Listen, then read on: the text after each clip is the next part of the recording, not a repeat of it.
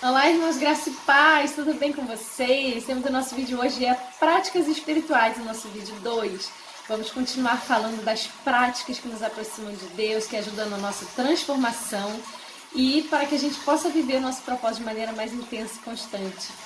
Aqui vamos ao uma das práticas, o jejum espiritual.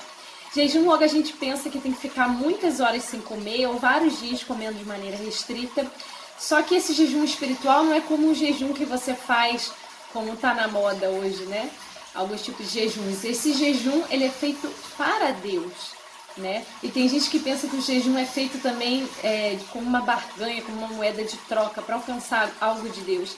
E eu aqui já venho dizer que essa não é a maneira correta de você jejuar. Não tem a motivação, né? A intenção correta.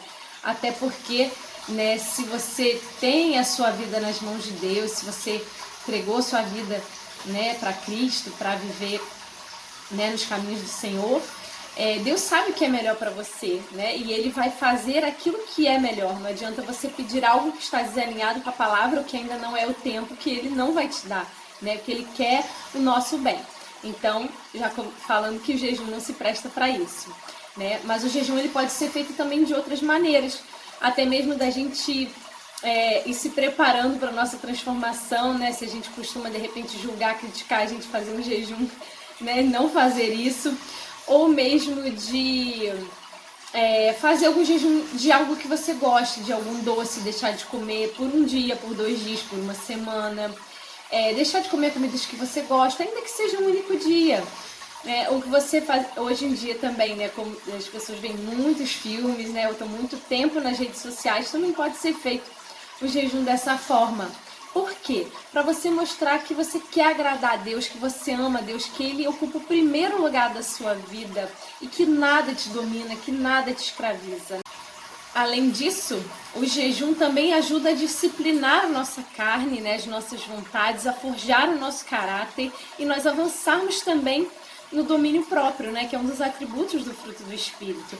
E então, quando a gente aprende a disciplinar em uma área, a gente vai conseguir com mais facilidade disciplinar em outras. E quando a gente se deparar com algo que desperta um desejo errado, a gente vai ter mais facilidade de resistir. O jejum também pode estar alinhado com a oração, né, para que a gente ofereça como sacrifício a Deus, né, junto com as nossas petições. A outra prática espiritual aqui são os dízimos e as ofertas. E muita gente diz, mas eu sou obrigada a dar, eu tenho que dar, se eu não der vou pro inferno, né? Deus me livre, né? Que ensinamentos equivocados, né? De falsos mestres. Aqui nós não somos obrigados, mas é um princípio bíblico.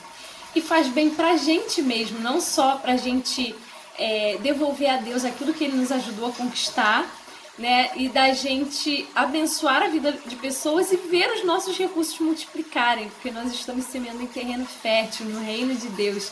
E nada que a gente coloca no reino de Deus com uma boa intenção, com amor, não tem nada que não multiplique, não só dobra, não. Deus multiplica tudo aquilo de bom que a gente faz para Ele, para o reino de Deus. Então, o dízimo e as ofertas, no final, realmente vão nos alcançar, né, trazendo multiplicação nas nossas finanças, mas não é apenas por esse motivo que a gente dizima e oferta, mas a gente entrega parte dos nossos recursos e demonstramos a Deus e para o mundo espiritual que o dinheiro não é o nosso Senhor e somos nós que o controlamos, né? E o dinheiro não nos domina. E também devolvemos a Deus aquilo que Ele nos ajudou, que Ele nos capacitou a conquistar, né, com a ajuda dele. E é impossível você dizer que ama a Deus e ama os irmãos se você é incapaz de dar, de ofertar na igreja, na vida de pessoas, instituições. Quem ama, entrega. Vamos aqui aos versículos. Deus entregou seu Filho, Jesus Cristo, para morrer por todos nós. Deu o seu melhor. Quem ama, entrega. Vamos lá, João 3,16. Porque Deus tanto amou o mundo que deu seu Filho unigênito para que todo que nele crê não pereça, mas tenha a vida eterna. Então Jesus morreu por todos, nem todos creem, mas aqueles que creem também terão a vida eterna e serão co-herdeiros com Cristo. Romanos 8,32. Aquele que não poupou o seu próprio filho, mas o entregou por todos nós, como não nos concederá juntamente com ele gratuitamente todas as demais coisas? Veja que amor furioso de Deus por nós, né? Que amor incondicional. Entregou seu filho sem pecado para assumir todos os pecados da humanidade, para nos dar a vida eterna. Deus deu o seu melhor e hoje nós fomos justificados diante de Deus, nos tornamos filhos de Deus, co-herdeiros com Cristo, e o Espírito de Deus passa a habitar em nós, nos conduzindo em todas as coisas. Se Deus deu o seu melhor, como nós poderemos nos omitir, nos abster de entregar parte dos nossos recursos para abençoar a igreja em que nós congregamos, ou mesmo que hoje com dificuldade que acompanhamos online, ou as pessoas que têm necessidades à nossa volta? O dízimo é um princípio bíblico, né? Desde Caim e Abel, nos filhos de Adão e Eva, e ele passa, né, pelo Velho Testamento, né, em que Abraão também dizimava para o sacerdote, e também no livro de Atos, né, nós vemos Paulo falando, né, sobre os dízimos e as ofertas, né? Em 2 Coríntios, capítulo 9, versículo 7, fala que cada um dê conforme determinou em seu coração, não com pesar ou por obrigação, pois Deus ama quem dá com alegria. Não somos obrigados a dar. Quem ama verdadeiramente não dá por obrigação, dá por alegria, sabe que está investindo no reino de Deus, na obra de Deus, na vida de pessoas, na vida de famílias, na transformação, né? Ajudar no suprimento de necessidades de pessoas, né? Já que igrejas também têm projetos sociais. Então a gente não se conforma, não consegue pensar que nós temos nossas necessidades supridas na nossa casa, conseguimos às vezes comprar até coisas extras, roupas e várias coisas, e como é que você dorme no travesseiro, bota a sua cabeça e pensa que tem pessoas que estão passando fome, tem pessoas com tantas necessidades. Então, se a gente ama a Deus, a gente ama os irmãos, e uma maneira de servir a Deus é servindo ao nosso próximo.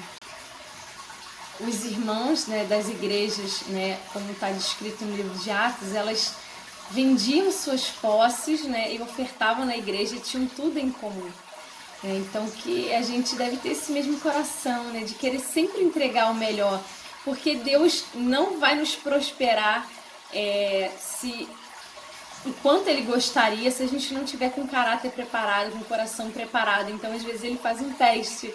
Quando você receber uma boa quantia em dinheiro, Ele vai realmente perceber se você vai ofertar na vida das pessoas à sua volta que estão necessitando, se você vai dizimar realmente a igreja. Então Deus faz um teste. Se a gente se comporta como uma fonte, né, e não como uma represa, se a gente está sempre jorrando as bênçãos e a provisão de Deus, Deus vai permitir que a gente prospere de maneira abundante. E dizimar e ofertar não se limita a 10%.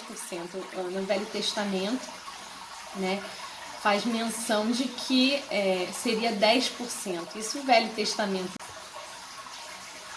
Se hoje com a graça tudo é multiplicado, né? Tudo é melhor com a graça do que com a lei, acredito que nós também temos que subir de nível, né? Não se limita a 10%. Eu creio que, como Paulo diz, cada um tem que dar segundo o que Deus colocou no seu coração.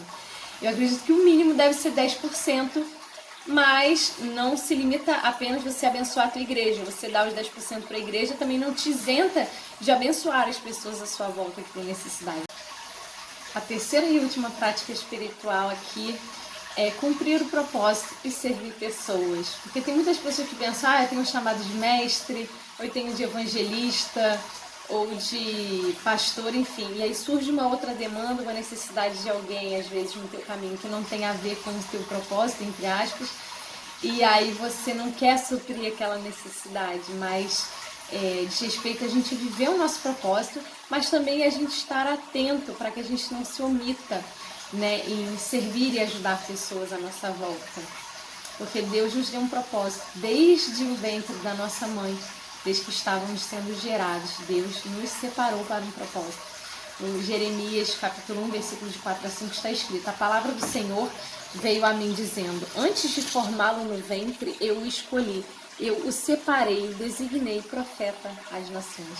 Aqui no livro de Jeremias é apenas um exemplo. Aqui Deus o separou como profeta. Mas aqui Deus mostra como Ele trata com cada um de nós, como Ele cuida, como Ele separa para um propósito maior do que a nossa própria existência. Desse modo, viveremos o nosso propósito. Não apenas isso, mas supriremos as necessidades de todos à nossa volta, sempre que possível, com palavras, com ajuda financeira, com o nosso tempo, com a nossa ajuda física, o nosso serviço. Por fim, se realmente o nosso coração ele é de Deus, está à disposição do reino, certamente nós buscaremos realizar de maneira cada vez mais intensa e constante essas práticas espirituais para termos comunhão com Deus, para sermos transformados e para suprirmos as necessidades das pessoas à nossa volta. Esse vídeo fica por aqui. Se você ainda não se inscreveu, se inscreva no canal, curta, comente a parte que você mais gostou, compartilhe para ajudar seus amigos. Lembrando que temos vídeos aqui no canal todas as quartas e sábados a partir das 20 horas. Deus te abençoe.